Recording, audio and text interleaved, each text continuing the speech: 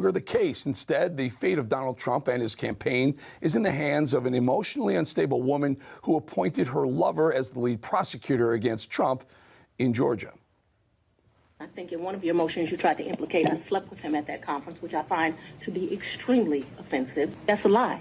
That's another. If they've ever taken him in. And I'm telling you that that's never happened. I object to you getting records. You've been intrusive into people's personal lives. You're confused. You think I'm on trial. These people are on trial for trying to steal an election in 2020. I'm not on trial, no matter how hard you try to put me on trial. Has he ever visited you at the place you laid your head? So let's be clear, because you lied in this. Let me tell you which one you lied in. Right here.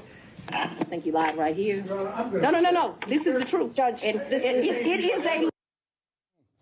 And in New York, Attorney General Letitia James campaigned on taking down Trump before he was even charged with anything. I say one name, Donald Trump. That should motivate you. Get off your vote. Will you sue him for us? Oh, we're going to definitely sue him. We're going to be a real pain in the He's going to know my name personally. That's what you get when you mix DEI with Trump derangement syndrome. You get Fani Willis and Letitia James. Joining me now is North Carolina pastor Reverend John Amanchukwu. Also here, author Vince Everett Ellison. Vince, I'll start with you. Take it where you want. Fani Willis, Letitia James, what's going on in lawfare in America? Man, this thing is falling apart. I mean, people see it for what it is. It's just going to strengthen Trump. The Democrats that are going after the president, they're trying to take him down. And everybody's seeing that these are not good people. Whenever you come at the king, you better aim and hit his head, because right now you're finding out that these people have a lot of skeletons in their closets also, and they're being found out. It's just a sad state of affairs, Eric. I look at these people, I see how they play the game. You look at the black community, we're at the bottom of every socioeconomic statistic here in America.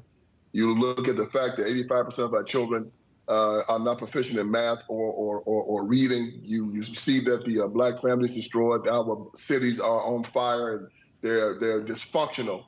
And these people after Trump, who was probably the best president the black community has had since Abraham Lincoln, they are doing the bidding of Joe Biden and his White House.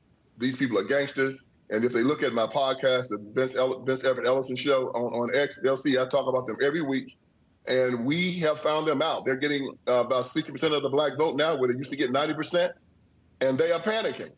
So they're trying to do anything they can to take out Donald Trump. It's not going to work. And we're going to see President Trump 2024. So Reverend, to pick up where Vince left off, is the way Fani Willis is acting, what she's doing with using the power of her office to take Trump down, and Letitia James, does that help the black community in America? No, it doesn't help the black community at all. Loose Fani Willis is at it again. She's backwards, just like her dress. The zipper was in the front and needs to be in the back. She's lost her mind. Black Americans are not listening to Letitia James nor Fani Willis. We recognize this, that in order to get the black community back on track, we need faith, family, and education void of special interest. Blacks are no longer being duped by potential pundits who seek to keep us on the liberal plantation by keeping hate and race-baiting tactics alive. We've grown past that. We want a president that's going to put forth policies that's going to strengthen our community, and Donald Trump is that man. So you mentioned pundits, Reverend. Take a listen to Joy Reid, the race baiter over at MSNBC. And to find out that literally Barack Obama's 2 terms as president are your reparations, and Juneteenth, which you already celebrated anyway, is your reparations, and yet you built this country. You literally physically built this country, and yet the attitude toward you from a lot of your peers and your fellow citizens is just shut up and be grateful. And it's infuriating. So, Vince, I take that as Joy Reid saying the African-American community literally and figuratively built the country. Yes, I think it was all races, if I'm not mistaken. I think the Irish would say we came over here and built a good portion of the country as well. The Chinese help us build. I mean, that's a pretty bold statement by her, is it not? Look, God forbid we be grateful. You know, that's the one thing the liberals don't want you to ever be, is grateful. They want you to always be angry. They want you to always be hateful, just like the brother said.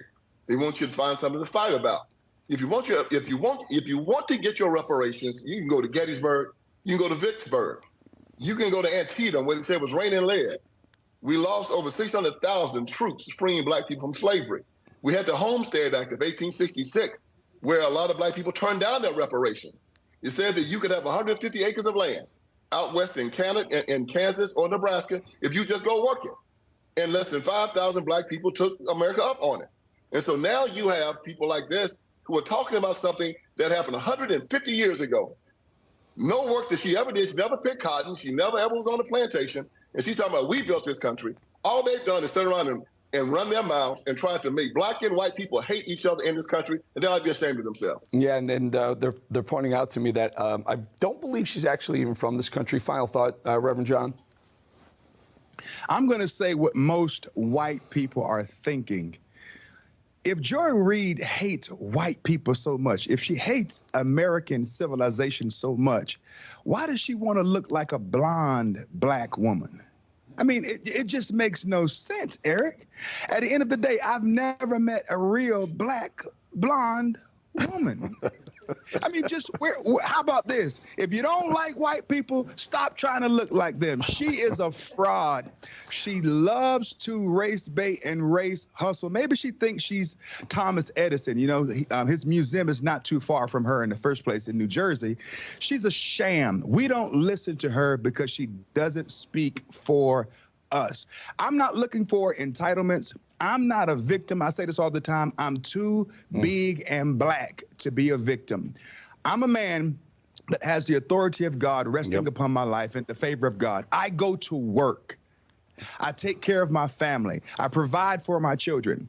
Our brother here, Mr. Ellison, does the same thing. We're not looking for anyone to give us anything. I don't want reparations. If someone gave me reparations, I would give it back to a pregnancy resource center that fights to save black lives. Joy Reid, all of these idiots need to shut up. I'm going to leave it right there. Reverend John Amachukwu, thank you. And Vince Everett Ellison, appreciate both of your time. Thank you, gentlemen.